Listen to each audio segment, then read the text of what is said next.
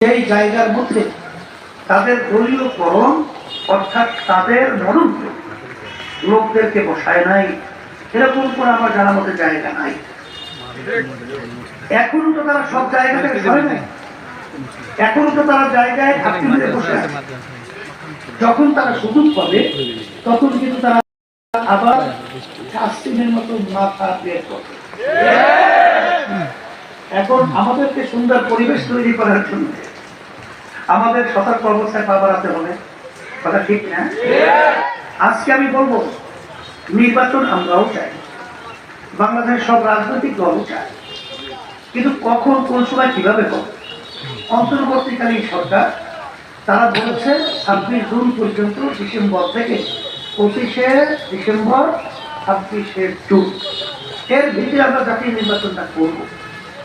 তারা ব্যাখ্যা দেয় যদি ডিসেম্বর আমাদের নির্বাচন করতে হয় তাহলে তাড়াহুড়ো হয়ে যাবে, অর্থাৎ আমাদের যে দায়িত্ব কর্তব্য নিয়ে আমরা এখানে এসেছি সেটা ওইভাবে সুন্দরভাবে পরিবেশ করা যাবে না, এটা হলে তাদের বক্তব্য। আর এক সাইডে বক্তব্য ডিসেম্বরের মধ্যেই নির্বাচন দিতে হবে। এখন আমাদের কথা বলবো যে আওয়ামী লীগ তো 5 বছরের জন্য ক্ষমতায় বসেছিল, তারা যদি এখন না যেত তখন যারা নাকি আমরা নির্বাচনের জন্য সময়সীমা এই সময় বেঁধে দেই তখন আমরা কি করতাম? সুযোগ পেতাম? তখন আমাদের কি উপায় ছিল? এখন কথাগুলো আমরা দেখব অন্তর্বর্তীকালীন সরকার আমাদের যে মূল চিন্তা চেতনা দাবি যে আমাদের যেই বিষয়গুলো সংস্কার হওয়া দরকার দৃশ্যমান তারা সেই কাজগুলো করছে।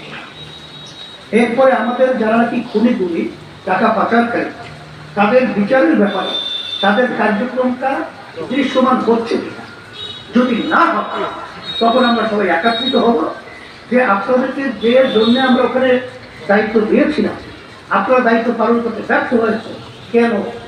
তাহলে আপনারা তো দেশ পরিচালনা করতে পারবেন না, আপনাদের দ্বারা দেশ পরিচালনা সম্ভব না। কিন্তু এখন পর্যন্ত আমরা যেটা বাস্তবে দেখেছি যে আসলে যেভাবে তাদের দায়িত্বটা পালন করার কথা ছিল সেইভাবে দৃশ্যমান ওভাবে আমরা পাই নাই, তবে একেবারে করে নাই তাও বলা যায় না, তারা করতেছে করবে। তবে আমরা পরিষ্কার কথা বলছি যে একটু আগে ভারতের সংবাদে আমি দেখলাম তারা খুব তড়িৎ বাংলাদেশের নির্বাচনের জন্য তারাও বক্তব্য রাখছে। এর কারণ কি? ভারত অন্য একটা দেশ, তারা আমাদের দেশের নির্বাচন তারা ঘুরার জন্য তাদের এত পাকামি কেন? তাদের মাথাতে কেন? তারা এখানে স্বার্থ রয়েছে আমাদের দেশকে আবার ঘুরান করার জন্য তারা ওখানে বসে ষড়যন্ত্র করছে। আমাদের বাংলাদেশে আবার সচেতন থাকতে হবে, সজাগ থাকতে হবে। ভারতের সেই চিন্তা আর যেন আমাদের দেশে বাস্তবায়িত না হয় এই হিসেবে আমি সকল আহ্বান যারা বসেন ইসলামী আন্দোলন বাংলাদেশ আমাদের রাজনৈতিক মূল উদ্দেশ্য লক্ষ্য হলো দেশ ইসলাম মানবতার কল্যাণের জন্য। তার ইতিহাস বাংলাদেশের ভিতরে দিন যেরকম পরিষ্কার এইভাবে ইসলামী আন্দোলনের কার্যক্রম পরিষ্কার। আমরা কখনোই কোনো খুনিদের সহযোগী হই নাই, কখনো গুমিদের সহযোগী হই নাই, আমরা কখনো দুর্নীতিবাজদের সহযোগী হই নাই, কখনো চাঁদাবাজদের ক্ষমতা দেওয়া ছিনি হিসেবে ব্যবহৃত হই না। আসেন আমরা সবাই একত্রিত হই।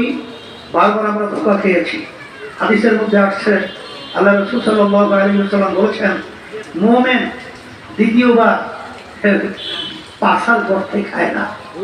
আমরা আওয়ামী লীগ দেখেছি, বিএনপি দেখেছি, জাতীয় পার্টি দেখেছি, তারা আমাদেরকে নতুনভাবে ক্ষমতা যাওয়ার পরে আমাদেরকে আবার নতুনভাবে কি মূলা এবং কি সুন্দর কি তরকারি কি মিষ্টি কি বন্ধু আমাদেরকে দিবে এটা কিন্তু আমাদের জানা আছে।